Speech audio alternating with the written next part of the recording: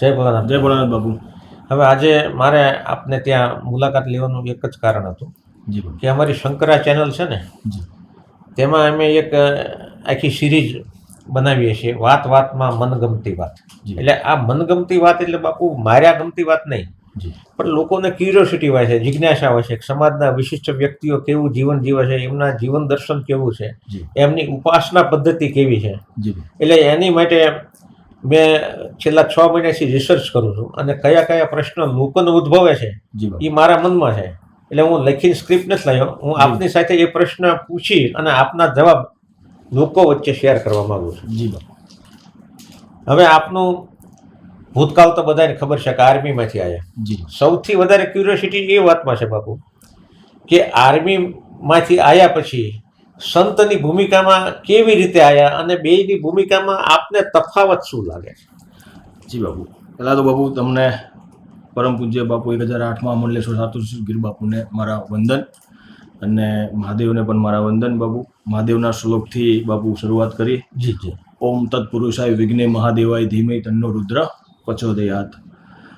બાપુ જ્યારે નાનો હતો ત્યારે એવો શોખ હતો બાપુ કે ક્ષત્રિય કુળમાં જન્મ લીધો છે, જી જી. તો હું બાપુ કંઈક ક્ષત્રિય દેશની સેવા કરું. હા. તો એ સંકલ્પથી બાપુ હું આર્મીમાં જોઈન થયો અને 16 વર્ષ મા ભોમની સેવા કરી. અને એ દરમિયાન વચ્ચે બાપુ આ દાદાનું શરૂઆત થઈ. જી જી. હું એ સમયે આપણે ફરીદકોટ બોર્ડર ઉપર તૈનાત હતો બાપુ. ઓહો, પંજાબ. પંજાબ. અને ત્યાંથી બાપુ આ શરૂઆત થઈ. જસ્ટ હું એ સમયે જેએનકેથી નીચે જ આવ્યો હતો બાપુ, જી જી. અને પરિવારને સાથે લઈ ગયો હતો. એટલે બાપુ એ સમય એવો હતો કે હું આ વસ્તુને નહોતો માનતો બાપુ, પણ આર્મી બેકગ્રાઉન્ડ હતું એટલે એવું ઓલી હતી કે આ બધું ખોટું છે, આ ના હોઈ શકે એવું હતું. પણ જ્યારે બાપુ આ ઘટના મારી સાથે જ ઘટી તો મને એવું થયું ના, કંઈક તત્વ છે. હવે આપને વાંધો ન હોય તો એ ઘટનાનું થોડુંક જી બાપુ વર્ણન કરો ને તો વધારે મજા આવશે અમારા. એટલે એ સમયે બાપુ જસ્ટ નીચે આવ્યા હતા અને શરૂઆતથી બાપુ મારા સાથે થોડા એવો સમય બન્યો કે મને થોડા ગરમીનો સમય હતો. અને મારા એ સમયે હેડ ક્લાર્ક સાહેબ હતા, એ ભાટી સાહેબ હતા, એ જે રાજપૂત હતા. જી એટલે અમે બેઠા હતા ઓફિસમાં બાપુ, અને આ દાદાનું કામ ડાઉન શરૂ થયું એટલે મને થોડા ચક્કર ને બક્કર એવું બધું આવ્યું બાપુ. અને પછી શરૂઆત થઈ. એટલે અહીંયાથી હું એ સમયે હું પરિવાર સાથે લઈ ગયો હતો અને હું ઘરે ગયો બાપુ. એટલે મારા વાઈફ હતા એ આ વસ્તુ માનતા હતા. અચ્છા. હા. એટલે એ સમયે ભાદરવો મહિનો ચાલતો હતો બાપુ. એટલે મને કે તમે જોવરાવો કંઈક આવું કંઈક છે? હા ના. એટલે મેં કીધું આ બધું ખોટું હોય, આ બધું જોવરાવ બોરાવવાનું કંઈ હોય નહીં. એટલે અમારો જે બાપુ જૂનો ડેલો છે એ બ્રાહ્મણનો હતો. અચ્છા. મારા દાજી બાપાએ બ્રાહ્મણ પાસેથી લીધો હતો, ફતેપુરા ગામમાં, પચ્છમ ગામ. પચ્છમમાં. હા. એટલે પચ્છમ ગામની અંદર એ જે બ્રાહ્મણના ડેલાની અંદર બાપુ જ્યારે પણ એ અત્યારે હાલ આપણા ધામની બહાર જે પગી બાપા બેઠા છે, એ બ્રાહ્મણની દીકરીઓની રક્ષા કરવા માટે ખાतिर એ ખપી ગયા છે એ જમાનામાં, એ સમયે બાપા. એટલે એ જે પગી બાપાની એ રક્ષા કરતા હતા, અને બધા ઘણા એ ડેલામાંથી આવે પણ જતા રહે, કોઈથી કાંઈ ઉકેલ આવતો નહોતો. બહુ સારું હતું મારા દાજી બાપાને બાપુ, અને ખૂબ સારું માતાજીની કૃપા, કુલદેવીની કૃપા હતી. અને આ બધું શરૂઆત થઈ એટલે મેં કીધું આ બધું હોય નહીં, ખોટું છે, આ બધું કંઈ કરાય નહીં બાપુ.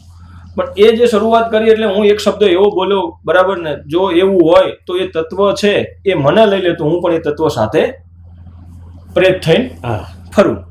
આવું એક ઓલ્યું હતું. બસ ત્યાંથી બાપુ શરૂઆત થઈ ગઈ, દાદાની એકદમ હાજરી થઈ ગઈ. અને એકદમ દાદાએ ભાઈ હું આ વ્યક્તિ છું, બરાબર. એટલે મારા વાઈફને તો ખબર નહીં કે આ કોણ છે. એટલે મારા ફાધરને ફોન કર્યો તો એ સમય બાપુ હું પહેલી વાર ફર્સ્ટ આર્મીમાં એઝ એ પંજાબ હું 4 કલાક ધૂણ્યો હતો. ઓહો, ફર્સ્ટ ટાઈમ. આપનો આ પહેલો અનુભવ મારો ત્યાંથી થયો બાપુ. ત્યાંથી પછી બધા દાદાએ ઘણા બધા પરિચય આપ્યા બાપુ, અને જે દાદાએ શરૂઆત કરી એ પછી આજ બાપુ બધી દુનિયા સામે છે. એટલે આ યાત્રા એક જવાનથી માંડી અને એક સંતની યાત્રા સુધી દાદા બાપુના ઈચ્છા અને આશીર્વાદથી. બહુ સરસ. હવે સંત તરીકે મને તો આપનો જ્યાં સુધી ખ્યાલ છે ત્યાં સુધી આપણે સમાજ સેવામાં બહુ મોટું યોગદાન છે આપણું. એક સંત તરીકે મારી ગણતરીએ તમે હજારો લોકોના વ્યસન મુક્તિ કર્યા છે. હવે આપની મહત્વકાંક્ષા શું છે અત્યારે? બાપુ શરૂઆત એવી હતી કે એક વચ્ચે ટોપિક બાપુ લઈ લઉં કે મારા ફાધર એક વખત જોરાવા ગયા હતા બાપુ, તો હું નામ તો નહીં લઉં, પણ બાપુ એ સમયે 35,000 રૂપિયા બગાડ્યા હતા બાપુ. ઓહો. અને એ 35,000 રૂપિયા બાપુ હું બહારથી મારા મિત્ર પાસેથી લાવ્યો હતો. ત્યારે મને ફર્સ્ટ ટાઈમ એવું થયું કે બાપુ જો જોરામાં 35,000 રૂપિયા બગડતા હોય તો ક્યાંક દાદાએ મને શક્તિ આપી છે તો હું આ કાર્ય ચાલુ કરું. અચ્છા. અને હું કોઈ પણ મૂલ્ય લીધા વગર આ કાર્ય કરું. લોકો જ્યાં ત્યાં ભટકે છે એની બદલે અહીંયા આવે તો કોઈ પણ પૈસા વગર શુદ્ધ આચરણ ને શુદ્ધ ભાવનાથી કામ કરવા માટે, એટલે દુઃખી લોકોના વારે થવા માટે આપણે આ કામ ઉપાડ્યું. એટલે સંત તરીકે હવે આર્મીમાં હતા તો આર્મી મેનની એક મહત્વકાંક્ષા હોય છે કે પરમવીર ચક્ર મળે, વીર ચક્ર મળે. આ અલ્ટિમેટ ગોલ હોય છે કે દેશની રક્ષા માટે શહીદ થઈ જવું. હવે આપના સંત તરીકે આજે આપ ભક્ત ભૂષણ છો કે આપને પદવીઓ મળે છે કે એવી આપના મનમાં કોઈ એવું ઈચ્છા ખરી કે પરમવીર ચક્ર મળ્યું એમ મને આ સંન્યાસીઓની સાધુઓની જમાતમાં કઈ એવી મોટી પદવી મળે કે મારી લોકો વધારે આ સમાજ નોંધ લે એવું આપના મગજમાં ખરું? ના બાપુ, હું બાપુ દેશ સેવા કરવા માટે ગયો હતો, એટલે પદવીને બાપુ મેં એ સમય પણ નહોતું માન આપ્યું અને મારે પદવીની કંઈ જરૂર નહોતી. બસ કંઈક માતાજીની દાદાની કૃપા હશે કે બાપુ હું આ ફિલ્ડમાંથી પાછો આવ્યો, બરાબર. નકર એ સમય તો બાપુ ઈચ્છા તો તિરંગાની હતી કે તિરંગો મળે, છત્રી એને તો એનાથી વધારે તો કઈ લપટે જાય છે નહીં બાપુ. અને પદવી બધી બાપુ જે અત્યારે મળી છે વીરભૂષણ ધર્મરક્ષકની, એ તમારા જેવા બધા ગુરુજનોના આશીર્વાદથી અને ક્યાંક ને ક્યાંક તમારી બધાની કૃપાથી બાપુ મળી છે. હવે આ તમે સમાજ સેવા બહુ મોટા પાયે કરો છો, લોકોના સુધારવાનું કામ કરો છો. આ દાદા બાપુ ધામમાં આવ્યા પછી સતત સંતો સાધુઓ વચ્ચે આપનો સંપર્ક રહ્યો છે. મેં આપને કુંભ મેળામાં જોયા છે, બહુ સાદગીથી આપ 50-500 લોકો વચ્ચે બહુ સાદગીથી કોઈ પણ જાતના પરિચય વગર બેઠા હતા. એટલે આપનામાં અભિમાન જેવું તો છે જ નહીં. કોઈ એવા પ્રસંગ આપના મગજમાં યાદ આવે છે કે જેના આપના હાથ પડ્યો હોય ને જેનો ઉદ્ધાર થયો હોય તમને મનમાં શાંતિ થઈ હોય કે મેં આવા કામ કર્યા છે? નામ લેવાની જરૂર નથી આપને. જી બાપુ, એવા બાપુ ઘણાય પ્રસંગ છે અને લોકોની આસ્થા દાદા બાપુ ધામ સાથે જોડાયેલી છે કે બાપુ અમારા ત્યાં આવો અને અમારો ઉદ્ધાર થાય. અને ક્યાંક શક્તિની કૃપાથી બાપુ એમનો ઉદ્ધારે પણ થયો છે. અને જે પણ કરતા હરતા છે એ ઉપર બેઠા એમ દાદા બાપુ છે, માં મોગલ છે, ગોગા મહારાજ છે અને આ તમારા જેવા ગુરુજોના આશીર્વાદથી એ બધા એનું સારું કાર્ય થાય છે બાપુ. અને એમની શ્રદ્ધાથી એટલું તમારી સાથે જોડાતી જાય છે બાપુ. યજ્ઞ વિશે આપ શું કહેવા માંગો છો?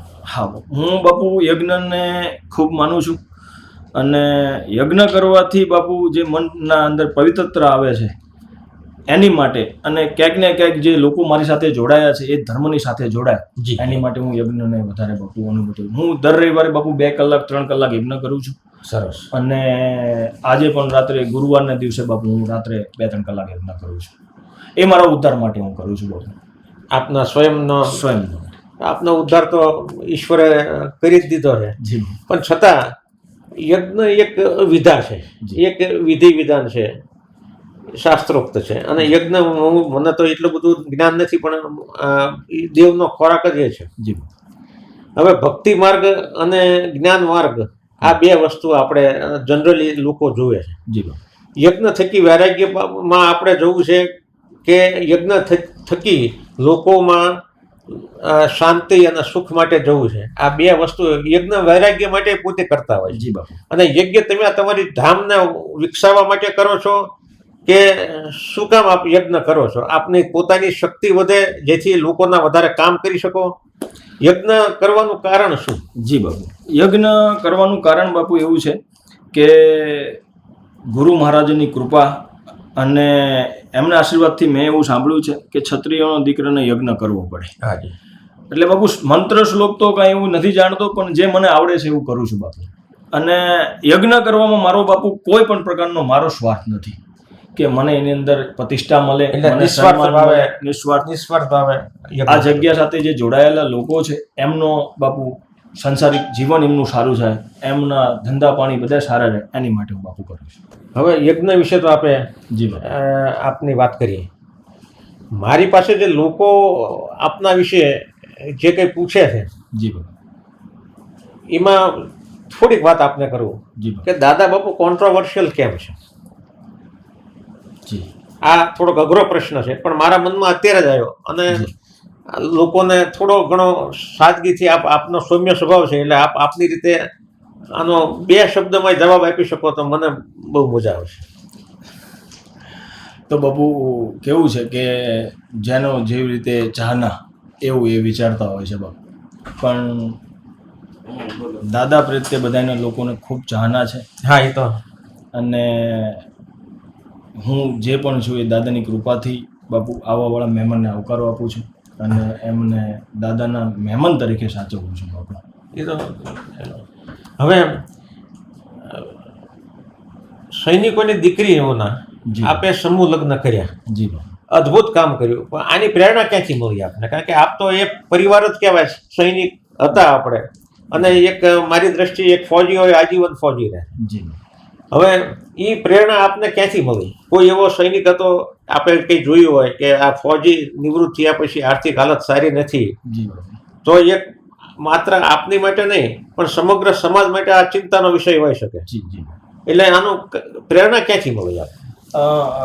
ઘણા બાપુ ફૌજી એવા હોય છે કે જે બોર્ડર ઉપર શહીદ થઈ ગયા હોય, પછી એમની પાછળ જે એમને પેમેન્ટ મળતું હોય એમાં ક્યાંક ને ક્યાંક પરિવારના કોઈ એમના કાકા હાકના એમને બધાએ હડપ લઈ લીધું હોય. આવું શક્ય છે ખરું? શક્ય છે બાપુ કે જે એ પત્ની વિધવા છે એને મળ્યું ના મળ્યું બરાબર, એની પાછળ એ ફૌજીની પછી કોઈ એને કેર કરવા વાળું નથી બાપુ.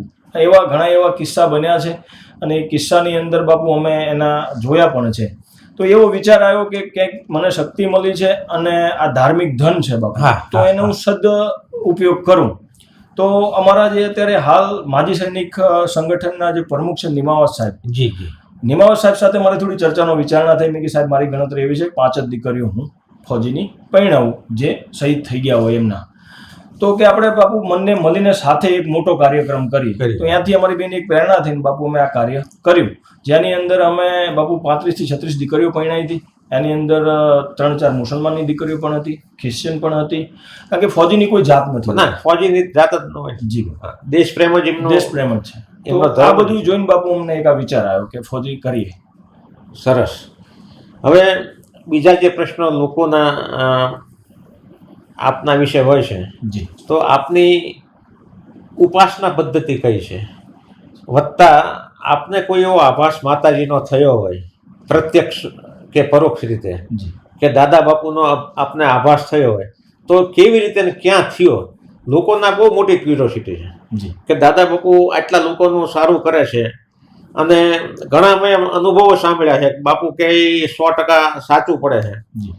તો એનો આપને સંકેત ક્યાંથી મળે છે?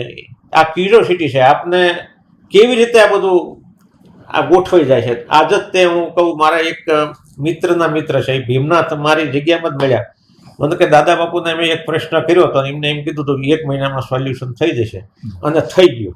તો આ કુદરતી છે, આપની પાસે દાદા બાપુની કુદરતી શક્તિ આપના માધ્યમ બનાવ્યા છે, એ આપના જન્મોના પુણ્યનું કારણ હોઈ શકે, પણ એ આભાસ કેવી રીતે આપને થાય છે? બાપુ કેવું છે કે સામે જ્યારે કોઈ પણ વ્યક્તિ આવે છે તો એ પોતાનો પ્રશ્ન મૂકે છે, એટલે હું એમને એમ કહું છું કે ભાઈ તમે દાદાને અને માને પ્રાર્થના કરો, પણ ક્યાંક ને ક્યાંક શક્તિ એવો સંકેત આપતી હોય છે કે ભાઈ તું કહી દે આ થઈ જશે, અને બાપુ એને આધીન હું કહી દઉં છું કે આ થઈ જશે અને એમનું કાર્ય થઈ જાય છે બાપુ. અને દાદા બાપુનો આભાસ કે માનો આભાસ, કોઈ શક્તિનો આભાસ કે કોઈ મને દર્શન એવું બાપુ નથી બન્યું. હું તો એક શક્તિ ઉપાસક છું બાપુ, એની ઉપાસના કરું છું, અને એ શક્તિ આવવાવાળા મહેમાનોનું કાર્ય કરે, એનાથી વધારે બીજું કઈ બાપુ. એટલે આપને આમ પ્રત્યક્ષ આભાસ કે પરોક્ષ તો આપને શક્તિ આપે જ છે, પણ પ્રત્યક્ષ આભાસ કે એવું કઈ હજી થયું નથી? ના, હજુ એટલે બધે નથી પહોંચ્યો બાપુ. કે હા, ઘણા લોકો આવીને એવું કહે છે કે ભાઈ દાદા બાપુ આયા હતા અને પાઘડી આટાળી પાઘડી હતી ને આવું બધા લોકોનું કહેવાનું હોય છે બાપુ, પણ મેં હજુ એવું આપને પ્રત્યક્ષ દર્શન દાદા બાપુ એની સાહેબ માત્ર શક્તિ આપી. જી જી જી. એટલે આ લોકોનો મોટો ક્યુરિયોસિટી હોય છે. મને કે ઘણા કે બાપુ આપ મળે તો પૂછજો ખરા કે માતાજી કે દાદા બાપુ કેવા સ્વરૂપમાં આપને મળ્યા છે, કે શું છે, કઈ પૂજા કરતા મળ્યા છે? આમ તો બાપુ આ ગોપનીય વાત છે, અને આને આપની મર્યાદામાં વાત કરો. ધર્મને આધીનમાં બાપુ જો આને આપણે ઉજાગર ના કરીએ, કારણ કે કહે છે કે તમારા જેવા ગુરુજનોથી તમે સાંભળ્યું છે કે પોતાની શક્તિને ગોપનીય રાખો એટલું સારું. જી, આના ગોપનીય રાખવી પડે. જી જી જી બાપુ. એટલે ક્યાંક ને ક્યાંક શક્તિ કામ કરે છે બાપુ, એ લોકો કહે છે અને લોકોને એમાં કામ થાય છે. હવે આપની મહત્વકાંક્ષા શું છે? બાપુ મારી કોઈ પણ મહત્વાકાંક્ષા નથી. મને દાદા જ્યાં સુધી આ ધર્મના કાર્યની અંદર સેવા કરાવે. હા બાપુ, એક મકસદ છે કે દાદાએ મને એક મકસદ આપ્યો છે કે ગરીબ દીકરીઓને હું ભણાવતો રહું, એમના માંડવા રોપાવતો રહું. તો એ મારો અત્યારે બાપુ ફોકસ એના ઉપર વધારે છે કે હું વર્ષની અંદર એક વખત અત્યારે સમૂહ લગ્ન થાય છે બાપુ, તો વર્ષની અંદર 2 વાર થાય એવી હું કંઈક દાદાને પ્રાર્થના પણ કરું છું કે દાદા 2 વખત થાય. સરસ, આપનો બહુ ઉત્તમ વિચાર છે. જી. આપે આર્મીમાંથી આવીને આ દાદા બાપુ ધામમાં આપની પ્રવૃત્તિઓની શરૂઆત કરી. જી. ત્યારથી જનરલી 1-2 નહીં 200-500 લોકો પાસે મેં સાંભળ્યું છે કે દાદા બાપુનો પોલિટિકલ એજન્ડા છે. જી બાપુ. એટલે હું પહેલાં સાચું માનતો હતો. જી બાપુ. પણ પછી આપની સાથે જેવો સંપર્ક મારો વધતો ગયો એટલે પછી મેં કીધું કે ના, એમનો આજની તારીખમાં તો પોલિટિકલ એજન્ડા કોઈ લાગતો નથી, પણ જનરલી આજે લોકો એવું માને છે કે દાદા બાપુનો પોલિટિકલ એજન્ડા છે. આમાં કેવું છે કે બાપુ, જે ધાર્મિક લોકો છે એ લોકો એવું વિચારે છે કે દાદા બાપુનો મકસદ ધાર્મિક છે, જે પોલિટિક છે બાપુ. જી જી. એ લોકો એવું વિચારે કે બાપુનો પોલિટિક એજન્ડા છે. બાપુ મારો આની અંદર કોઈ પણ એજન્ડા નથી બાપુ. મેં જ્યારે તમને કીધું કે બાપુ જ્યારે પણ ફર્સ્ટ ટાઈમ મારા ફાધરે જોવરાયું હતું ત્યારે 35,000 રૂપિયા ખર્ચો થયો હતો. એ ખર્ચો બાપુ મને નડ્યો હતો, મેં એને મારા મિત્રથી લઈને ભર્યો હતો, એટલે મેં આ કાર્ય ચાલુ કર્યું. આની અંદર બાપુ જ્યારે પણ કાર્ય ચાલુ કર્યું ત્યારે મેં મારા પરિવારથી ચાલુ કર્યું હતું, પરિવારથી સારું કરવાનું ચાલુ કર્યું હતું દાદાએ. પછી ધીરે ધીરે લોકોની શ્રદ્ધા વધતી ગઈ, લોકો આવતા ગયા, એમ લોકોનું આ સંગઠિત થતું ગયું બાપુ. પણ મારું એક જ મકસદ છે બાપુ કે હું ધર્મમાં રહીને કાર્ય કરું.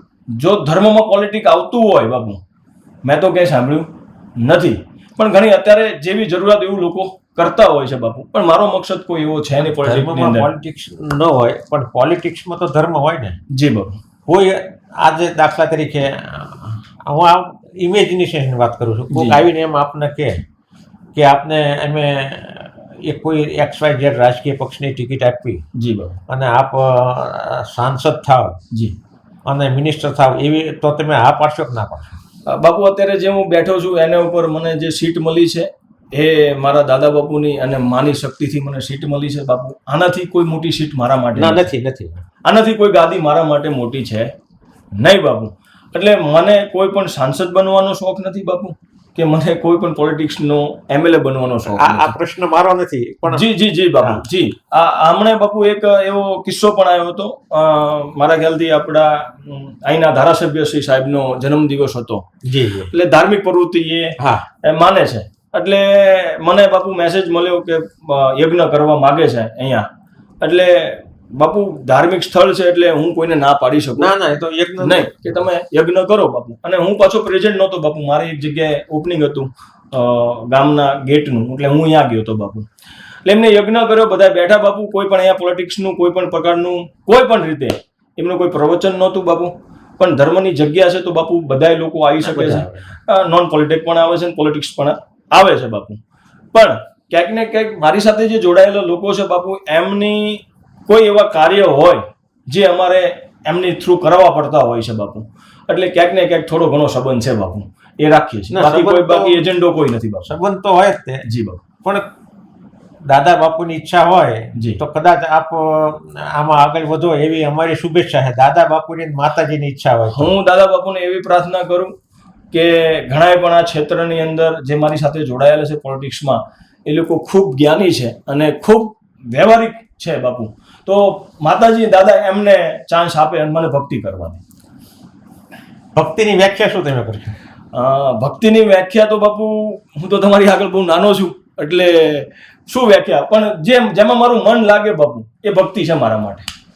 પોતાની જાતને વિસર્જન કરી નાખવાની વાત છે. જી બાપુ. બસ મા ભગવતી આની અંદર મને આગળ વધારે. મારી ભક્તિ તો બાપુ એક જ છે કે હું આવાવાળાની કઈ રીતે સેવા કરી શકું, બસ બાપુ, બીજી કોઈ મારી નથી. પછી આગળમાં ભગવતીની કૃપા. અહીંયા ગાદીમાં બેઠા પછી જી ઘણા સંતો સાથે આપની મુલાકાત થઈ છે. મોટા મોટા સંતો અહીંયા મેં આવતા જોયા છે. જી બાપુ. એમના કોઈ સ્મરણો ખરા કે કોઈ સંતે પર્ટિક્યુલરલી આપને વધારે પ્રભાવિત કર્યા હોય એમની વાતથી, કે એમની સાથે સત્સંગ કરવાથી, કે એમની સાથે પૂજામાં બેસવાથી, કે એમની સાથે ધ્યાનમાં બેસવાથી? જી. આપણે કોઈ બીજાને ખોટું લાગવા કોઈ નીચે દેખાડવા માટે લોકોની ક્યુરિયોસિટી છે કે દાદા બાપુના ધામમાં ઘણા સંતો આવે છે, એમાં કયા સંતો સાથે દાદા બાપુએ પૂજામાં બેઠા હોય ને એમને મજા આવી હોય કે એમના સકારાત્મક વાઇબ્રેશનનો બાપુએ અનુભવ કર્યો હોય. હું દરેક બાપુ સાથે જોડાયેલો છું, એટલે મારી માટે તો બાપુ દરેક જે ગુરુજન આવે છે એ બધા સન્માનીય છે બાપુ, અને દરેક પાસે કંઈક ને કંઈક પડ્યું છે બાપુ, બરાબર ને? કહે છે ને કે હીરાને પારખવા માટે ઝવેરી જોઈએ, તો મારા માટે તો સર્વ ગુરુજન છે એ બાપુ સર્વ મારા માટે ચેતના રૂપી જે પણ હું કંઈક લેવાની કોશિશ કરું છું એમની પાસેથી બાપુ. હું નાનો છું, હું શું આપી શકું, હું એમનો શું પેલું જોઈ શકું? તમને આમ અનુભવ કદાચ થયો હોય, હા, મને ઘણો પોઝિટિવ વાઇબ્રેશન કોઈ XYZ સંતના થયા હોય અને આપને મજા આવી હોય અંતરથી. જી, મને બાપુ બધા સાથે મજા આવે છે, મને તમારા સાથે પણ બહુ મજા આવે છે, મને બાકી જે સંતો આવે છે એમની સાથે પણ મજા આવે છે. ક્યાંક ને ક્યાંક મારા જીવનની અંદર મને શું પ્રેરણા મળે છે એટલું બાપુ હું અંદર ઉતારું છું અને એમનાથી એટલું પ્રભાવિત થઈને હું આગળ કાર્ય કરું છું. હવે આપ કુંભ મેળામાં મને મળ્યા હતા. જી બાપુ. કુંભ મેળા વિશે આપ શું કહેશો? આપનો અનુભવ કુંભ મેળામાં આ વર્ષે બહુ ગર્દી ભીડ બહુ થઈ હતી, 200-250 લોકો મરી ગયા, એ બધું થયું, પણ આપનો અનુભવ કુંભ મેળાનો એક સંત તરીકે મારી દ્રષ્ટિએ મને જ્યાં સુધી ખ્યાલ છે પહેલી વખત આપ ત્યાં કોઈ કુંભમાં ગયા હતા. જી, તો એમાં આપનો અનુભવ શું કહે છે, આપનું ફિલિંગ? હા, કુંભની અંદર બાપુ હું પહેલી વાર ગયો હતો અને મને આપણા 1008 મહામંડલેશ્વર પતિત પાવનદાસ બાપુ, મોટા મંદિરના આજ્ઞેશ ધામ, એમનો જ્યારે ગયા ત્યારે કે બાપુ તમે કુંભમાં આવજો, એટલે બાપુ હું કુંભમાં ગયો હતો અને એકવાર તમે પણ કીધું હતું બાપુ મારી સાથે કુંભમાં આવજો. જી હા. એટલે આ કુંભને પણ બાપુ મને પહેલા એવું હતું બાપુ, માફ કરજો, કે હું પહેલા એવું વિચારતો હતો કે સાધુને પૈસાની શું જરૂર છે. ખરેખર બાપુ, આ રિયલિટી બોલું છું, બરાબર ને? પણ કુંભમાં જ્યાં પછી બાપુ મને એવું લાગ્યું કે ખરેખર સાધુ પાસે પૈસો હોવો જોઈએ બાપુ. કેમ? બરાબર, ત્યાં હજારો લાખો લોકો બાપુ જેને નિસ્વાર્થ, બરાબર ને, સાધુ બધા જે સાધુ સંતો જે પણ 1008 મહામંડલેશ્વર આચાર્ય બધા, બરાબર, એવરીથિંગ બધા બાપુ, બરાબર ને, એમની હાથે જમાડતા હતા. અદ્ભુત નજારો બાપુ, બરાબર ને? આવું તો ઘરે એક જમાડી ના શકે એવું બાપુ જમાડતા હતા. અમારા સંન્યાસીઓ તો 4 વર્ષ ભિક્ષા માંગે. જી બાપુ. અને ઈ કુંભ આવે ત્યારે એમાં વાપરી નાખતા હોય. હા, એટલે ઘણાય બાપુ ઘણાયનો એવું હોય છે કે આ બાપુ આની અંદર બાપુ આમ છે, બાપુ આમ છે, પણ ખરેખર લોકોને આ ખબર નથી હોતી કે સંન્યાસી છે, બરાબર ને, એમનો પૈસા એમની પાસે હોય તો એ કેવલ પર સેવામાં વાપરે છે. પર સેવા સિવાય એ પૈસો વાપરતા નથી બાપુ. ચોક્કસ. અને એ જગ્યાએ બાપુ બધાય લાઈનમાં એટલી બધી લાખો લોકો બાપુ, ખરેખર અરેન્જમેન્ટ કરવાનું થાય ને બાપુ, કે આપણે આને એક લગ્નમાં જોડાઈને આપણે કેમ જમાડવા હોય બાપુ, એ પ્રસંગ આપણે નાનો નથી કરી શકતા, બરાબર ને? તો લાખો લોકોને ભોજન કરાવવું બાપુ ને ટાઈમલી કરાવવું. હા, તો આપની એવી ઈચ્છા કરી દાદા બાપુ પાસે આપ પ્રાર્થના કરી શકો કે આવતા વર્ષે આવતા કુંભમાં આપનો મોટો પંડાલ લાગે અને આપના શક્તિથી 5-50 હજાર લોકોને ભોજન આપી શકો, એવી આપની ઈચ્છા ખરી અંતરથી? હજુ બાપુ મારા વ્યક્તિત્વને અહીંયા લગી નથી હું જોડતો બાપુ, કારણ કે હજુ તો હું ગુરુજનો સાથે જોડાયો છું બાપુ.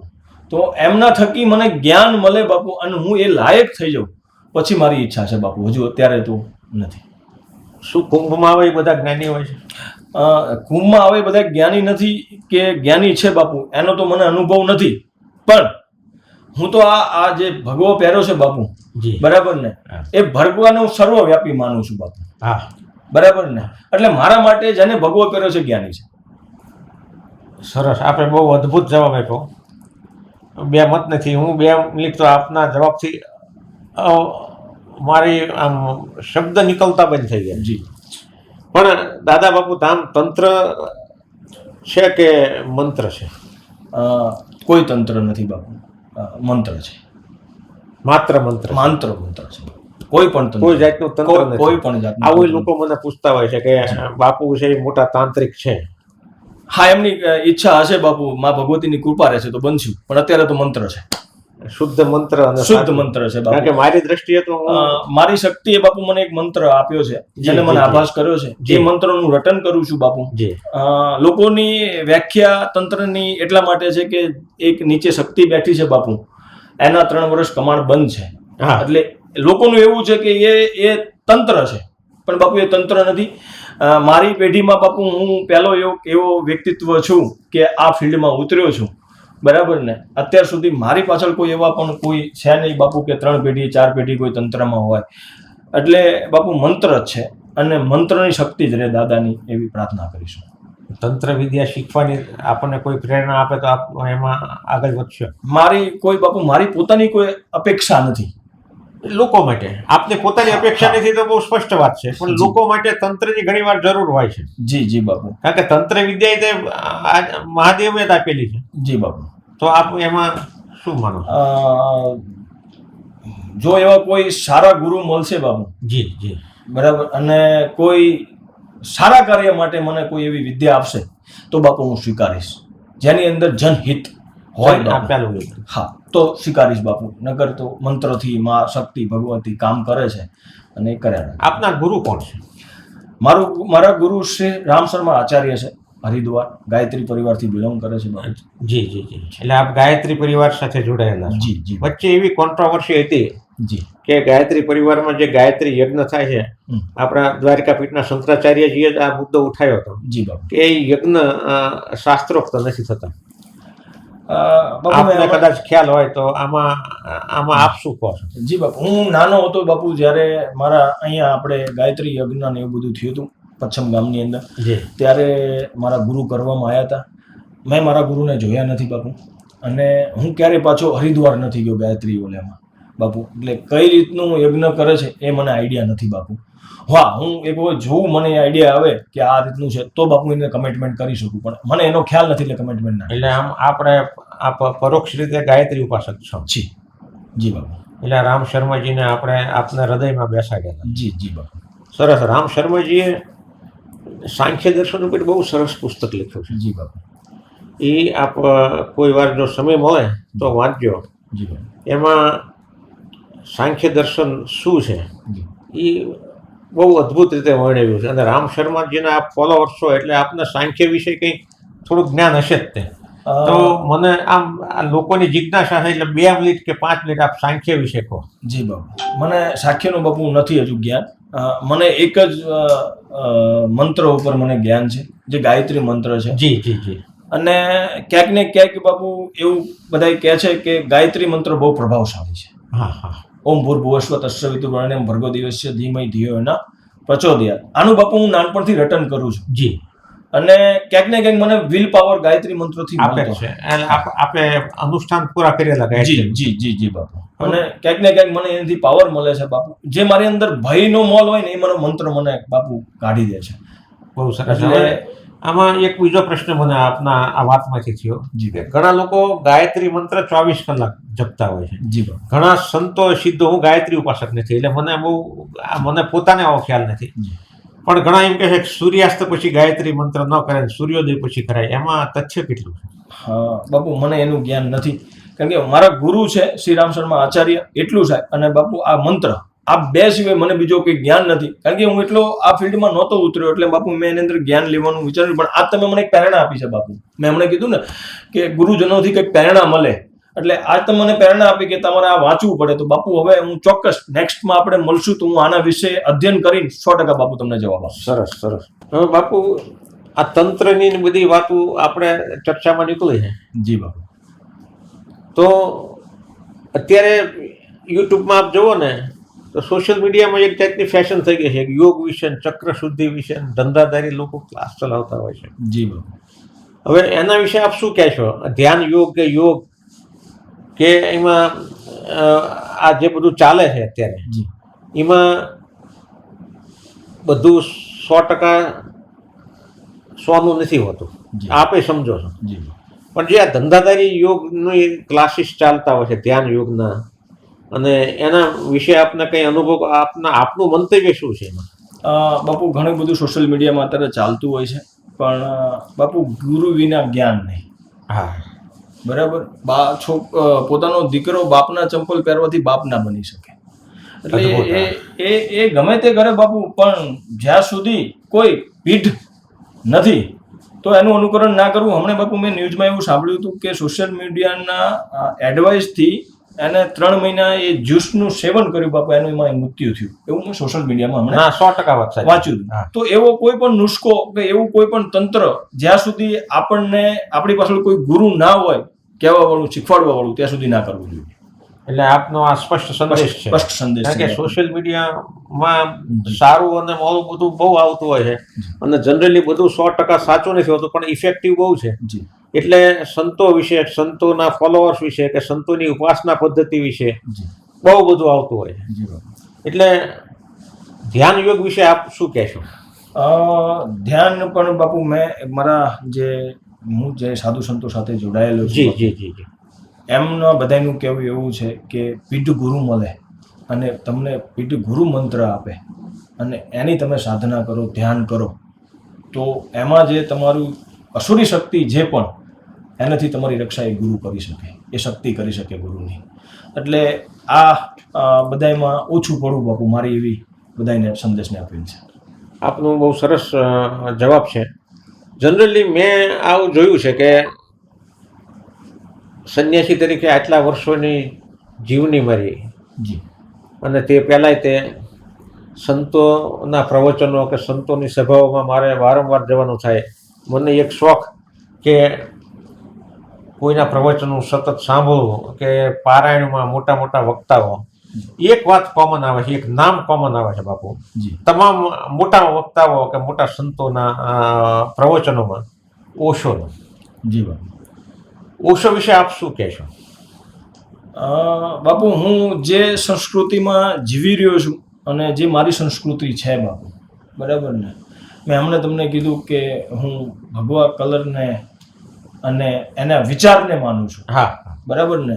હું રામ જન્મભૂમિમાં મારો જન્મ થયો છે, રામના રાજ્યમાં મારો જન્મ થયો છે બાપુ.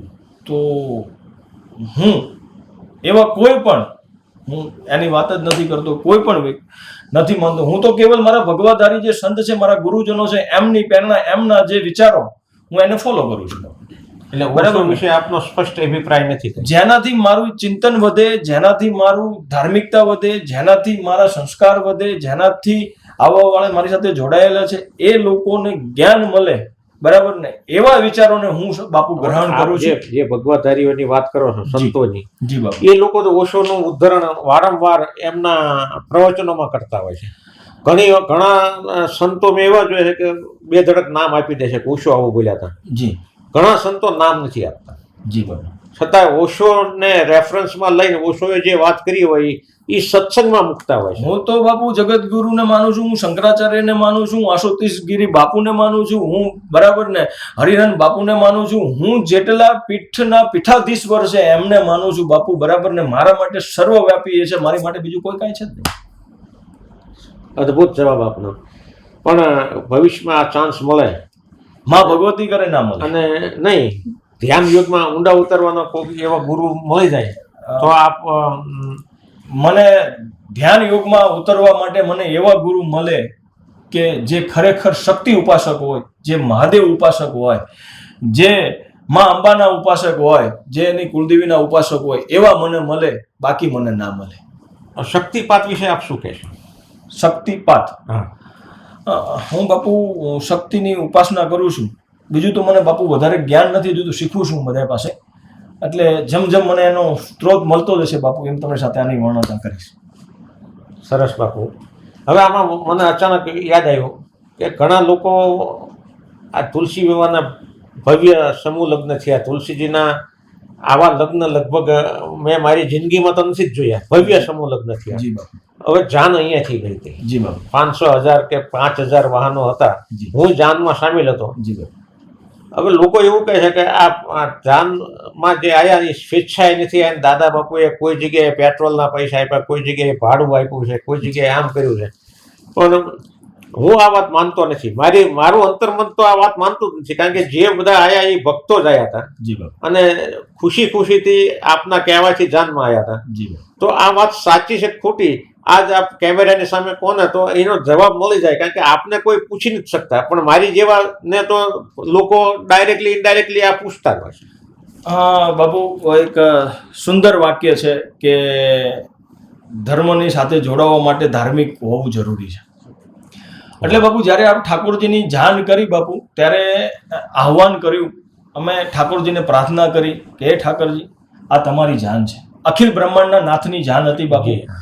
એટલે કોઈ ગાડીઓ વધારે કરવાથી, કોઈ ગાડીઓ મોટી કરવાથી, કોઈ પ્રશંસા કે કોઈ પ્રતિષ્ઠા એવું નહોતું, પણ અખિલ બ્રહ્માંડના નાથની જાન હતી એટલે એની જાડેરી જાન હોવી જોઈએ.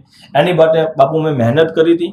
અમારી પાસે એક ગાડી, એક વ્યક્તિ અને એનું રજીસ્ટ્રેશન અમારી પાસે બાપુ આજની તારીખની અંદર પણ છે.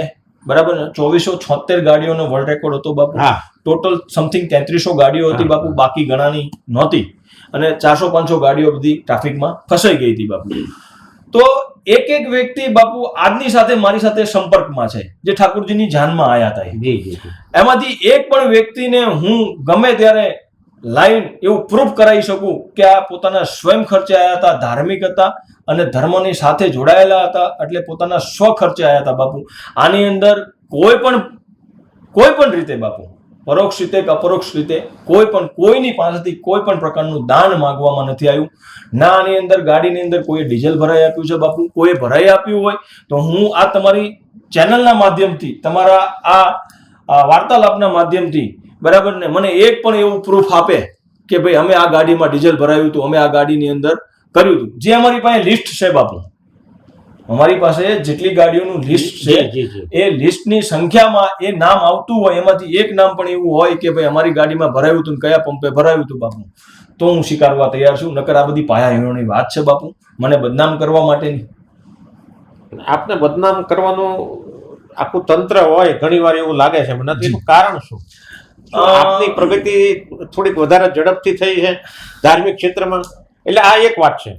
તો અમારા સંતોમાં તે ટાંટિયા ખેંચ હોય છે. કદાચ આપને ખબર ન હોય, પણ હું તો નાનપણથી એક સંતના ઘરે જ મારો જન્મ થયો, એટલે સંતોમાં ટાંટિયા ખેંચ હોય છે.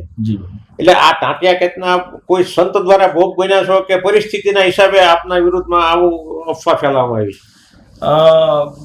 હવે તો બાપુ એમનો શું મનસુબો છે એ મને નથી ખબર બાપુ, પણ ક્યાંક ને ક્યાંક બાપુ 100% મને રોકવાનો પ્રયાસ થાય છે, ક્યાંક ને ક્યાંક.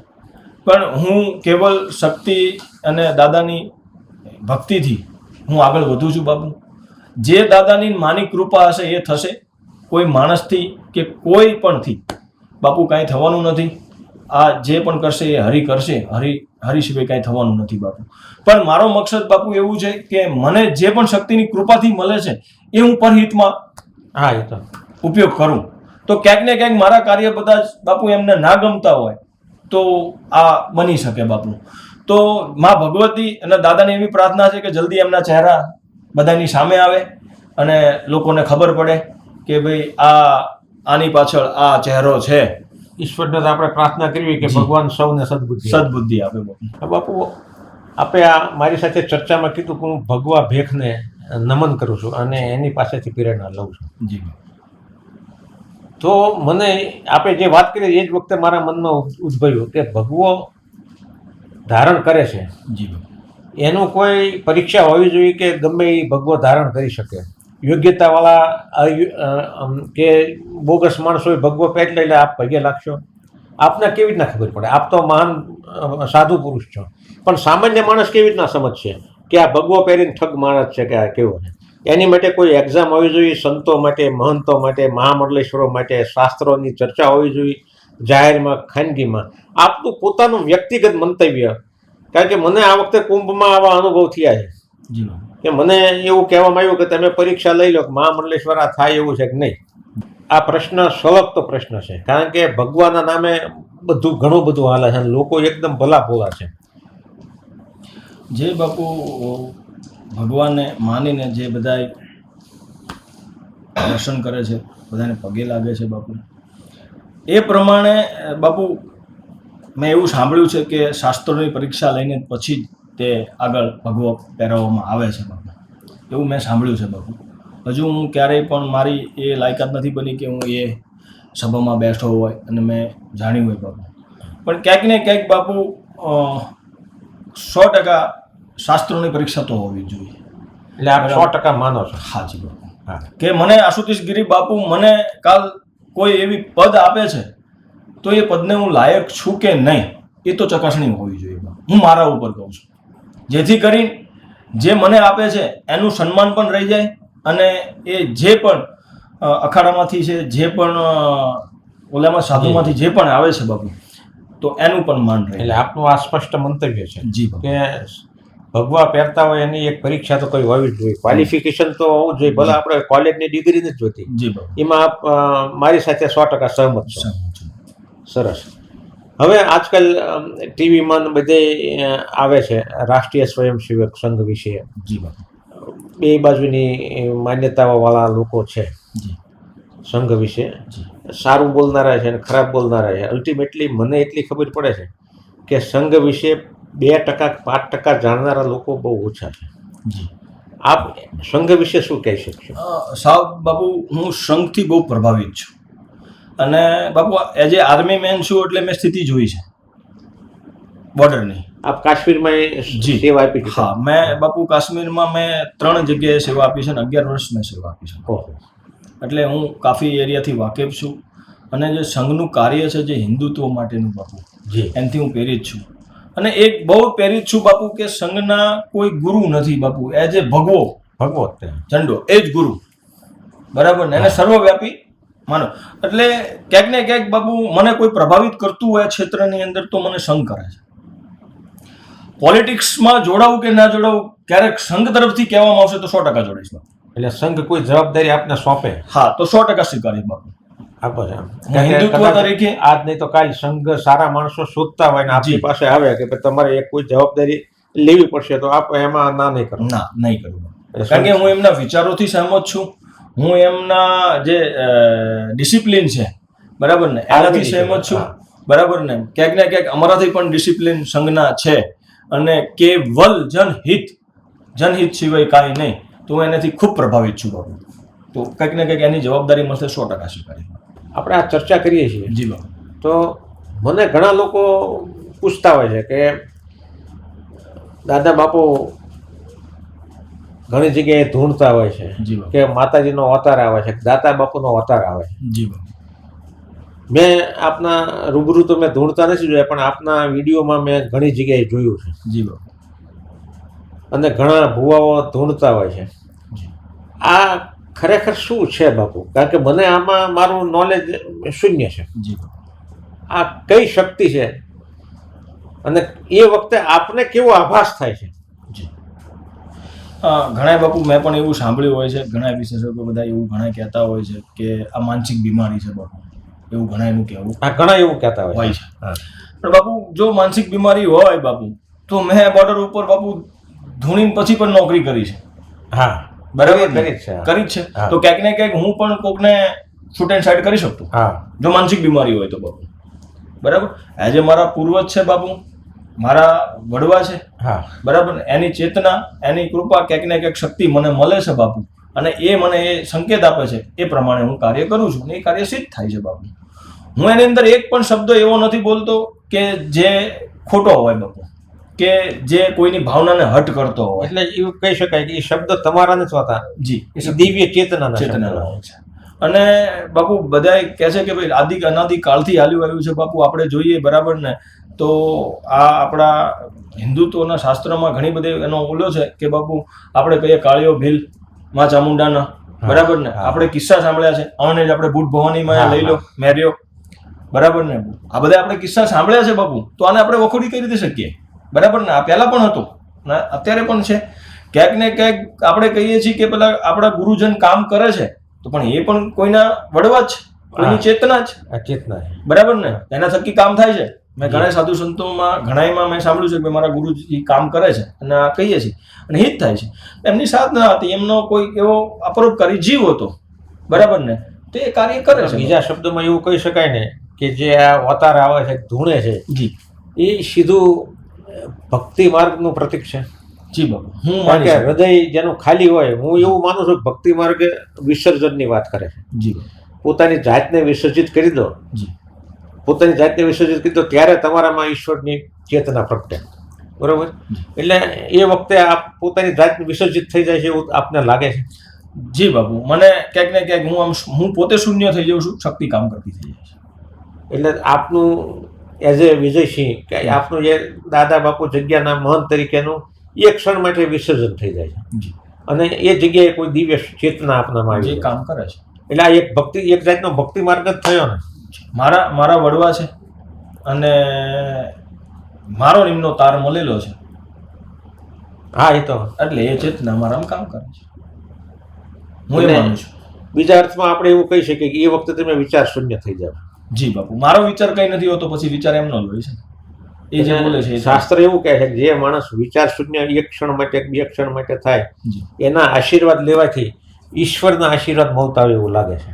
જી હા તો એ વખતે બધા જે આ પરંપરા છે કે ભુવાઓને જે ધૂણતા હોય એને પગે લાગે, જી. એના માથે હાથ મુકાવે, એનું એ કારણ હોઈ શકે. હોઈ શકે બાપુ. હવે આમાં આવા ભુવાઓમાં તે પરીક્ષા હોવી જોઈએ કે ચાલે? હોવી જોઈએ બાપુ. જોકે ભુવા બન્યા પહેલા પરીક્ષા જ હોય છે બાપુ. જ્યારે પણ કોઈ પણ આ એક પ્રથા જે હાલી આવી છે, કુટુંબ પ્રથા, હા બરાબર ને, કે ભાઈ કોઈ ચેતના, કોઈ માતાજીના ભુવા, કોઈ કુળદેવીના ભુવા, તો બાપુ એના પ્રમાણ લેવામાં આવે છે, બરાબર ને, કે આ દાણા એ પ્રમાણ નથી બાપુ, બરાબર. નવખંડ ધરતીની અંદર બાપુ નિશાન મૂકવામાં આવે છે. એક્ઝામ્પલ બાપુ કે બરાબર ને, કોઈ વ્યક્તિત્વ ધૂણે છે એને ભુવા બનાવવાના છે તો આખું પંચ બેઠું હોય, પંચ બેઠીને અને એ ભીમનાથ મહાદેવ મંદિરની બરાબર ને કે ભાઈ આ જગ્યા અને આ વસ્તુ એ ધારી લે છે બાપુ 5 લોકો, બરાબર. જે વ્યક્તિને ખબર નથી હોતી કે ભાઈ આ લોકોએ આ વસ્તુ ધારી છે અને બાપુ એ કહી દે છે કે તમે આ વસ્તુ ધારી, આ એનું પ્રમાણ છે, બરાબર. તો ક્યાંક ને ક્યાંક બાપુ એ ચેતના કામ કરી રહી છે, શૂન્ય સર્જન થઈ જાય તારે દેખાઈ કે કશે ને બાપુ, નકર ક્યાંથી ખબર ન થઈ. હવે આ ભુવાની વાત નીકળી છે જી. એટલે જનરલી હું ગામડામાં ફરું છું એટલે હું જોઉં છું કે માતાજીનું, કુલદેવીનું બહુ મહત્વ હોય છે. માતાજીના બધા સમાજોએ ભવ્યાતિ ભવ્ય મઠ બનાવેલા છે જી બાપુ. અને ત્યાં એ લોકોની પરંપરા હોય છે. આ કુલદેવી પ્રથા શું છે બાપુ? કુળદેવી પ્રથા બાપુ, કુળની દેવી, જી, જેને કુળ ચલાવ્યું છે બાપુ, જી, બરાબર ને. એજ મારો બાપુ, જો મારો સોલંકીનો ઇતિહાસ છે બાપુ 1500 વર્ષનો છે. હા, મારા બારોટના ચોપડેથી આ કુળદેવીની પ્રથા લખેલી આવી છે. મારા વડવા અહીંયાથી પૂછતા આવ્યા છે બાપુ. મતલબ 1500 વર્ષથી એ કુળદેવી પૂજાતી આવે છે બાપુ, હા, બરાબર ને. તો આજથી 1500 વર્ષ પહેલા પણ મારા વડવા એને જમાડી હતી ને આજે અમે પણ જમાડીએ છીએ બાપુ. એટલે કુળ પ્રથા. આપનું પરિવાર છે એ એમના સંરક્ષણમાં છે એવું કહેવાય. જી જી જી બાપુ, હું માનું છું, એટલે હું એને એના સંરક્ષણમાં છું અને એની દિવ્ય ચેતનાથી બાપુ કાર્ય થાય છે. હવે આપ શાક્ત માર્ગમાં આગળ વધ્યા છો, શક્તિ આપના ઉપાસક છો, જી. એટલે એક સ્વાભાવિક પ્રશ્ન થાય છે કે આપણા દેવી ભાગવતમાં કે આપણા પુરાણમાં 9 મહાવિદ્યાઓનો ઉલ્લેખ છે. જી બાપુ. હવે આમાં ખોડિયારમાંનો દાખલા તરીકે કે મેલડીમાંનો ઉલ્લેખ નથી. જી બાપુ. બરોબર. આ શું છે? ખોડિયારમાં એટલે શું? દાખલા તરીકે આ શાસ્ત્રોક્ત નથી પણ શાસ્ત્રમાં છે. જી બાપુ. નામ બદલાઈ ગયા. જી. તો આનું કારણ શું? આપણે ઘણા પણ બાપુ એવા કિસ્સા સાંભળ્યા છે અને શાસ્ત્રોમાં તમે કીધું એવું નથી, બરાબર. પણ ક્યાંક ને ક્યાંક બાપુ એવી કડી પણ ઇતિહાસ સાથે જોડાયેલી આવે છે ખોડિયારમાંની, કે રાવ નવગણની આપણે વાત કરીએ, બેશક વાત છે, એમાં કોઈ વાંધો નથી. હા, એમનું રૂપ કહે છે કે એ યમુના મહારાણીનું એક રૂપ લાગે છે આપણને. ખોડિયારમાં 9 મહાવિદ્યામાંના એક વિદ્યા જ છે, એક મહા દુર્ગાની એક સ્વરૂપ જ છે. પણ આ ખોડિયાર નામ પડ્યું, એ મેલડી નામ પડ્યું. જી બાપુ. હવે આ મેલડી તો મારી દ્રષ્ટિએ મહાકાળી જ છે. જી બાપુ. તો આવા નામ પરિવર્તન કેવી રીતે થયા છે બાપુ? નામ પરિવર્તનમાં બાપુ આમ જોવા જઈએ તો આપણે ઘણી પણ મારી જે અમુક જાણકાર લોકો છે એમની સાથે ચર્ચા વિચારણામાં એમનું કહેવું એવું છે કે જેવો દૈત્ય હતો, જેવી જરૂર પડી એવી શક્તિ ઉત્પન્ન થાય છે. આવું શાસ્ત્ર બધા કહેવાનું, વિશેષજ્ઞનું બધાનું કહેવાનું થાય છે, જે ધર્મમાં જાણે છે એ લોકો. મેં સાંભળ્યું છે બાપુ, મેં ક્યાંય વાંચ્યું નથી, કે આનો મારી પાસે કોઈ ઠોસ પુરાવો નથી, પણ મેં આવું સાંભળ્યું છે કે જેવો દૈત્ય એવું ઉત્પન્ન માતાજી થયા અને એવું કાર્ય કર્યું. સ્વરૂપ આપણે જુઓ ને, આનું લોકોએ અનર્થ કરી નાખ્યું છે બાપુ. અનર્થ. હા, કે મેલડીમાના હાથમાં બોટલનો પેલો શીશો છે મદિરાનો, તો માં પીવે છે મારે પીવું પડે બાપુ, એવું કઈ નથી. એનો દુરુપયોગ છે, એનો દુરુપયોગ છે. હવે આ જ બાબતમાં આપણે વાત કરી છે તો ઉજ્જૈનમાં જવી તો ભૈરવને મદિરા ચડાવે. જી બાપુ. હું દિલ્હી ગયો તો દિલ્હીમાં તે કનોટ પ્લેસ પાસે ભૈરવનું પ્રાચીન મંદિર છે જેની સ્થાપના ધર્મરાજા યુધિષ્ઠિરે કરેલી. જી બાપુ. ત્યાં તે અઠવાડિયામાં અમુક વારે લોકો દારૂની બોટલ લઈને ભૈરવને ચડાવવા માટે લાઈનમાં ઉભા હોય છે. આનું કારણ શું? બાપુ જેવા લોકો તમને હું એક દાખલો આપું બાપુ. મારું મૂળ ગામ હડાળા ભાલ છે. હા, અચ્છા. જી. અને ત્યાં અમારે ભૈરવ દાદાની સ્થાપના છે. જી. અમે પરંપરાથી પૂછતા આવીએ છીએ. અમારા ગઈડિયા, અમારા વડવાઓ અને અહીંયા જે હાજર હતા બ્રાહ્મણો એ બધા કાશી ગયા હતા બાપુ. કાશીથી ભૈરવને લઈને આવ્યા અને એ ખીતે અહીંયા એમને ખીચડો હતો, અહીંયા ભૈરવ દાદાની ખીતી ટાંગી, ત્યાંથી એમની સ્થાપના થઈ. તો અમે બાપુ એને સુખડીની પ્રસાદી આપીએ છીએ. અમે એને મદિરાપાન નથી આપતા. સ્વીકારી લેશે? સ્વીકારી લેશે બાપુ. આમાં કોઈ પરિવર્તન થાય ઉપાસના પદ્ધતિમાં તો એમાં કઈ વાંધો ન હોય ન હોવો જોઈએ એવું આપ માનો છો ને? ઘણાએ બાપુ આ પદ્ધતિમાં ઘણી વખત ઘણાએ ટ્રાય માર્યો છે બાપુ કરવાનો, પણ ક્યાંક ને ક્યાંક શક્તિએ નથી કરવા દીધું બાપુ, એવું મેં સાંભળ્યું છે. પશુ હિંસા થતી હોય છે. જી બાપુ. બલિ ચડાવતા હોય. જી. ઘણા લોકો વિરોધ કરે છે. જી. આપને ખ્યાલ છે? જી બાપુ. એ સાચું છે ખોટું છે? હમણાં થોડા દિવસ પહેલા કૈલાસગીરી બાપુનું સોશિયલ મીડિયામાં એક ઇન્ટરવ્યુમાં એ બાપુ બોલ્યા હતા કે બલિ પ્રથા આદિ અનાદિકાળથી હાલી આવે છે. બરાબર. તો ક્યાંક ને ક્યાંક બાપુ પહેલા એવો સમય હશે જે એને લાગતામાં એ કરવું પડતું છે, કરતા હશે બાપુ. આજનો સમય તો આધુનિક યુગ આવી ગયો છે બાપુ, તો એ પ્રમાણે હોવું જોઈએ, હું એવું માનું છું. ધર્મમાં થોડોક સુધારો કરવો જોઈએ આપ એવું માનો? જી જી. તો આપનો એવો સંદેશ ખરો કે ઘણી જગ્યાએ સીમમાં દેરી હોય તો ત્યાંય પશુ વધ થતો હોય છે? મારું કહેવું એવું છે બાપુ કે કોઈનો જીવ આપીને તમારું ઉદ્ધાર થાય એવું તો શક્ય છે. કોઈ જીવ છે, ચાહે પશુ હોય, ચાહે કોઈ પણ હોય, કે દેવીને બકરા આપવાથી, દેવીને મુર્ગા આપવાથી, કે દેવીને આ આપવાથી મારો ઉદ્ધાર થશે બાપુ. બરાબર ને? તો કહે છે ને કે કર્મ પણ ધર્મમાં રહીને હોવું જોઈએ બાપુ. તો ધર્મમાં રહીને કર્મ થાય તો જ એ કર્મ છે. તો ધર્મ માટે હિંસા કરી હોય, હા, એને ધર્મ નથી કહેવાતો. ધર્મ માટે કોઈનો વધ કર્યો હોય, જી ધર્મ માટે, જી, તો એને આપ શું કહેશો? ક્યાંક ને ક્યાંક બાપુ આપણે, હું પણ પાળિયા ઉપાસક છું. હા, બરાબર ને? તો એઝ એ મારી જે પરંપરા હાલી આવી છે, પરંપરા પ્રમાણે બાપુ કે વછરાજ દાદાથી લઈને, હા, બરાબર ને, એવા ઘણા જે છે કે જેને ધર્મમાં રહીને બધું કાર્ય કર્યું છે ગાયને બચાવવા માટે. એટલે ધર્મ માટે હિંસામાં કોઈ વાંધો નથી. ધર્મને હાનિ પહોંચાડે અને પોતાના ઓલાને હાનિ પહોંચાડે તો બાપુ પશુ બોલી છે. દાખલા તરીકે મેં બાધા રાખી. જી. આ મારી વાત સમજજો કે મેં બાધા મારી વ્યક્તિગત માટે નથી રાખી. જી બાપુ. મેં એવી બાધા રાખી કે ભાઈ આ ધંધુકા તાલુકામાં 16 વર્ષ થાય તો હું ફલાણી જગ્યાએ જઈને એક બોકડો વધારીશ. એ હિંસા થઈ. જી બાપુ. પણ એ ધર્મ માટે હિંસા થઈ ને તો એને આપ શું કહે? તો હું એવું કહેવા માંગીશ આશુતોષ ગિરી બાપુને કે બાપુ કેમ બકરાની બાધા રાખે? બાપુના પોતાના અંગતે જે જીવ વાલો એની પણ બાધા રાખી શકે ને? વાત સાચી આપની, અદ્ભુત જવાબ છે. એ પણ રાખી શકે બાપુ કે હું આ ચડાવીશ. વાત સાચી છે. કારણ કે આ મને જીવ હિંસા પ્રત્યે થોડીક નારાજગી ક્યારે થઈ? વર્ષો પહેલા અમે નેપાળ ગયેલા. જી બાપુ. હવે ત્યાં મને મારા માતૃશ્રીએ કીધેલું કે તું નેપાળ જાસ તો મહાકાળી માના અમારા કુલદેવી એટલે દર્શન કરવા જઈએ. જી. કાઠમંડુથી 14-15 કિલોમીટર દૂર મંદિર છે. જી. અમે ગયા, ફૂલ ગરદી હતી. અમે લાઈનમાં ઉભા રહ્યા તો મારી અને વિક્રમભાઈ ગોયલને આપ ઓળખો છો? જી બાપુ. અમે લાઈનમાં ઉભા હતા નાળિયેર લઈને. અમારી સિવાય બધા પાસે બોકડા હતા, બકરીના બચ્ચા હતા, મુર્ગા હતા. પછી અમે ચારે બાજુ જોયું એટલે મેં કીધું મારી તારી પાસે જ છે આ નાળિયેર. અમે પૂછ્યું ઈવડે એમને હતા કે માતાજી ચડાવવાનું. એટલે દર્શન કરવા તો હું દૂરથી જ મેં જોયું કે બોકડો વધેરી નાખે, લોહી ચડતું હોય છે, અમારા કપડાય બગડ્યા. પણ મને દર્શન કરતા મને એમાં બહુ ફૂંક ચડી એટલે હું પાછો વળી ગયો, મંદિરમાં પ્રવેશ ન કર્યો. ત્યારથી મારામાં આ મગજમાં ક્યુરિયોસિટી ખરી કે આ મા માટે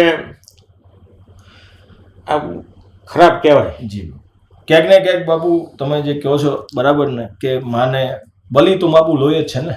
હા બરાબર ને. તો હું પણ મારી શક્તિને એવું કહી શકું બરાબર ને કે માં તું પ્રસન્ન થા, હું તને મારું લોહી આપીશ.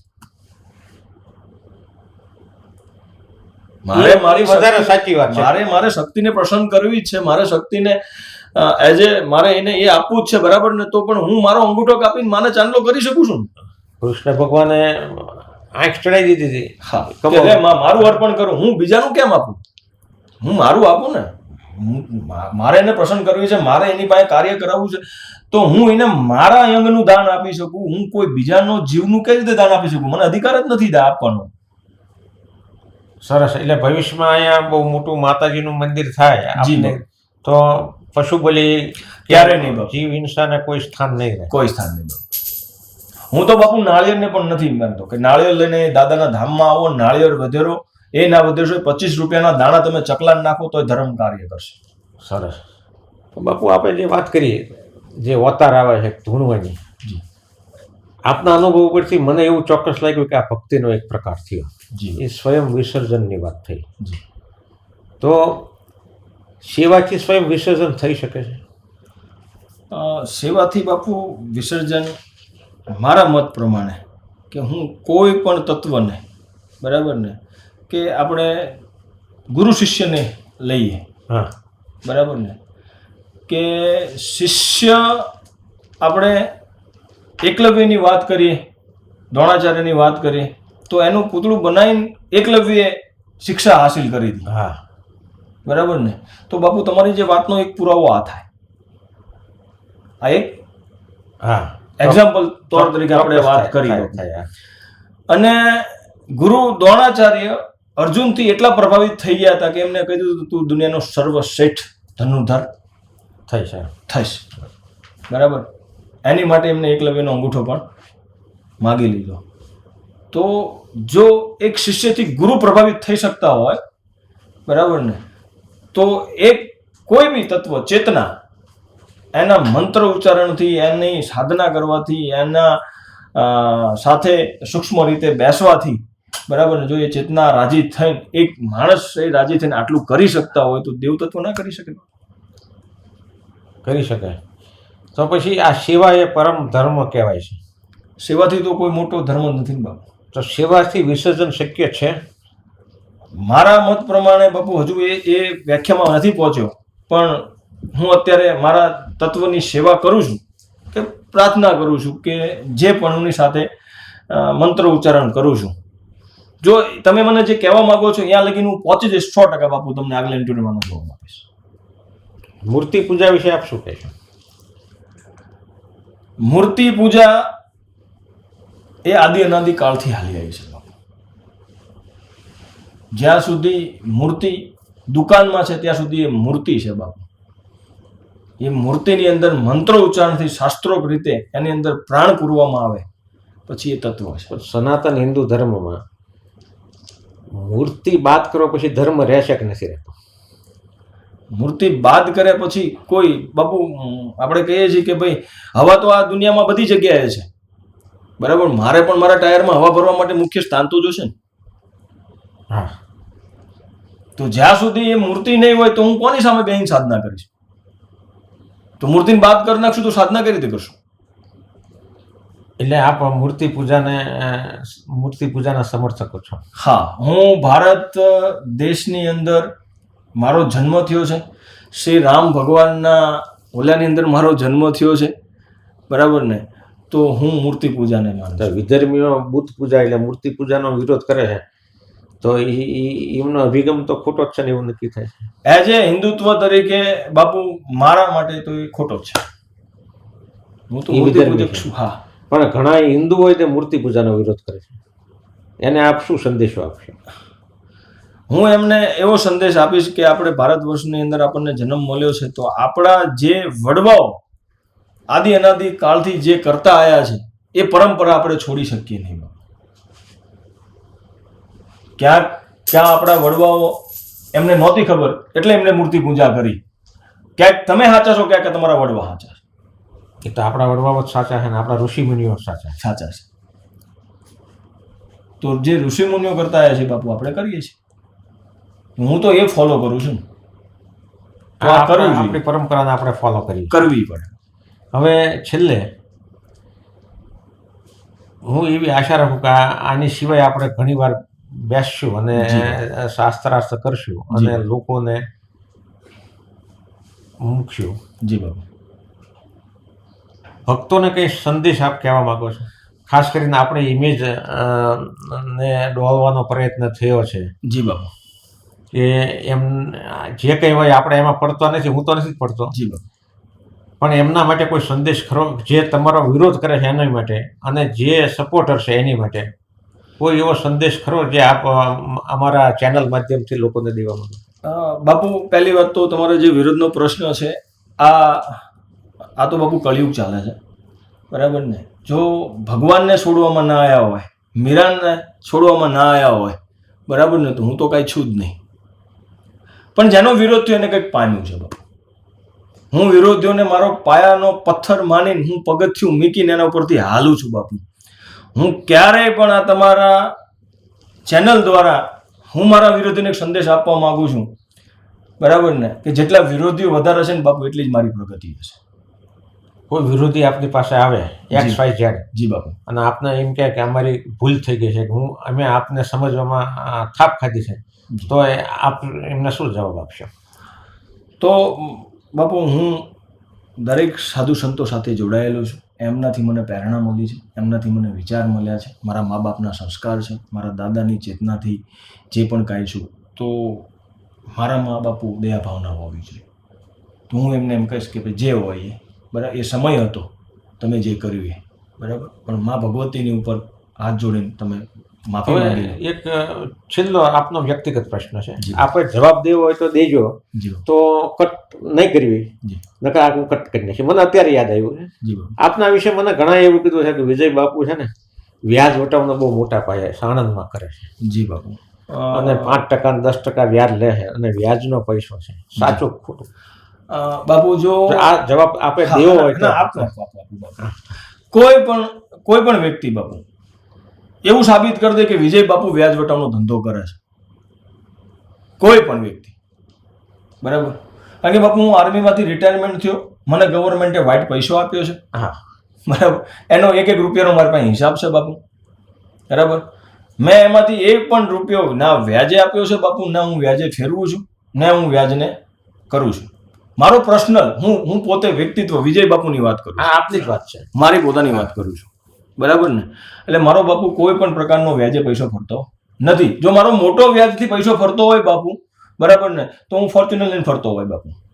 મને લોકોએ એવું કીધું કે બાપુ ઢોંગ કરે છે, બાપુ GLS મર્સિડીઝ લઈને ફરી શકે, એટલા બધા અરબો રૂપિયા બાપુના વ્યાજે ફરે છે. આ એક પાયા વિહોણી વાત છે. આ મારા મગજની ઉત્પત્તિ નથી, પણ મને હું જગ્યામાં બેસું છું એટલે મને ઘણા લોકો આ વાત કરે. જી બાપુ. આ બાપુ મારા જે વિરોધીઓ છે બાપુ, જેમને અંદર હામાં હા નથી મલાઈ મેં બાપુ, જે એમનો મનસૂબો હતો, બરાબર ને, જેમને મને એક પગથિયું બનાવીને મારા ઉપર પગ મૂકીને એમને આગળ જવાનો જે એમનો મનસૂબો હતો એ મેં એમને પૂરો નથી થવા દીધો બાપુ. તો એ લોકો મારા વિશે આ પાયા વિહોણી વાતો કરે છે. હા બાપુ, હું છું, મારી પાસે જમીન પણ છે, બરાબર, ખ્યાલ છે બધા. મારી પાસે ગવર્મેન્ટ જોબ હતો બાપુ, પેન્શનદાર ધારી છું, મારી પાસે મારો પોતાનો ધંધો પણ છે બાપુ, એટલે હું ધંધો પણ કરું છું. જે મારો સમય નીકળે છે બાપુ એ હું સેવા કરું છું, એમાંથી સમય નીકળ્યા પછી હું મારો ધંધો કરું છું. એટલે હું એવું નથી કહેતો કે મારી પાસે નથી બાપુ, અને હું એવું નથી કહેતો હું લેન્ડલોર્ડ છું. ઈશ્વરની કૃપા છે, ઈશ્વરની કૃપા છે મારી પાસે બાપુ. અને વ્યાજ વટાવની વાત તદ્દન ખોટી, સાવ એટલે સાવ બાપુ તદ્દન ખોટી છે વ્યાજ વટાવની વાત. હું નથી કરતો વ્યાજ વટાવ, ક્યારેય પણ નહીં. મારા વિશે આવી ઘણી પણ મન ગણિત કહાની ઘડવામાં આવી છે બાપુ, બરાબર ને, પણ જે પણ કહાની ઘડવામાં આવી છે એનું બાપુ કોઈ પાસે આજ લગીન પ્રૂફ નથી. કોઈ આવીને મને એમ કે વિજય બાપુ તમારું આ પ્રૂફ છે, તમે આ કર્યું, તો હું માની લઉં બાપુ. 100% આપ ચેલેન્જ ફેંકો છો? હા, હું ચેલેન્જ ઓન કેમેરા બાપુ. હું મારા જે વિરોધીઓ છે એને ઓન ચેલેન્જ એ એવું કહેતા હોય કે વિજય બાપુએ આ ધર્મમાં રહીને પૈસો લીધો, બરાબર ને, વિજય બાપુએ અમારી પાસે પૈસો માંગ્યો, વિજય બાપુ આ કરે છે, વિજય બાપુ પેલું કરે છે, એનું કોઈ એમની પાસે પ્રૂફ નથી બાપુ. સરસ, કોઈ પણ પ્રૂફ નથી, બરાબર. આની પહેલા પણ મેં ઘણા મારા પ્રવચનની અંદર મેં એવી ચેલેન્જ ફેંકેલી છે, બરાબર ને? તો ક્યાંક ને ક્યાંક હું એમ કહું કે ભાઈ ભીમનાથવાળા બાપુના પૈસા વિદેશમાં છે, બરાબર, તો મારે સાબિત તો કરવું પડે ને? સાબિત કરવું પડે, 100% વાત છે, બરાબર ને? તો એ સાબિત કર્યા વગર કઈ રીતે થાય? ના થાય બાપુ. એટલે આ એકદમ પાયાવિહોણી વાત છે, એટલે હંબક વાત છે, હંબક વાત છે બાપુ. હવે આ પ્રશ્નથી આપણે ખોટું તો નથી લાગ્યું ને? ના ના બાપુ, કોઈ કારણ કે મને લોકોએ જે વાત આવી છે, મારે આપની પાસે સ્પષ્ટીકરણ મને અત્યારે છેલ્લે યાદ આવ્યું. હું બાપુ તમને એક વસ્તુ એવી કહું કે મેં તમને હમણાં કાળિયા ભીલની વાત કરી બાપુ, કે આપણે એવી એક કથા સાંભળી છે, બરાબર ને? આપણે એવો ઇતિહાસ સાંભળ્યો છે કે કાળિયો ભીલ અંગ્રેજોને લૂંટીને લાવીને અને પછી એ જે એની વસ્તી હતી એમાં હાલતો હતો, બરાબર? ધર્મના કાર્ય માટે મારે બાપુ કોઈ એવો રસ્તો અપનાવવો પડે ધર્મના કાર્ય માટે, બરાબર ને? કે જેથી મારી જે હું સંકલ્પ લઈને હાલું છું, ધર્મના કાર્ય માટે જે હું સંકલ્પ લઈને હારું છું, બરાબર ને? એવો સંકલ્પ કોઈ એવો આવે, બરાબર, તો એવું ક્યારેય પણ હું ખોટું કામ નહીં કરું. હું મારો સંકલ્પ અહીંયા અધૂરો મૂકી દઈશ, બરાબર ને? આગળ માં ભગવતીની દાદાની કૃપા હશે તો એ પૂરો થશે ને કૃપા રહી જશે. બસ તો જય ભોળાનાથ. આજે આપનો ઘણો સમય લીધો જી જી, અને ઈશ્વરની ઈચ્છા છે તો આપણે ફરીથી એકવાર જી ચર્ચામાં આવશું. જી બાપુ, ખૂબ ખૂબ બાપુ આભાર તમારો, અને વંદન બાપુ તમને. આપણે મહાદેવના શ્લોકથી શરૂઆત કરી હતી અને મહાદેવના શ્લોકથી આપણે પૂરું કરીએ બાપુ. એટલે ઓમ તત્પુરુષાય વિઘ્ને મહાદેવાય ધીમહિ તન્નો રુદ્ર પ્રચોદયાત. ઓમ પાર્વતી પતયે નમઃ. ઓમ સાબા શિવ શિવાય નમઃ. અને ભીમનાથ મહાદેવની પણ જય અને આશુતોષ ગિરી બાપુની પણ વંદન.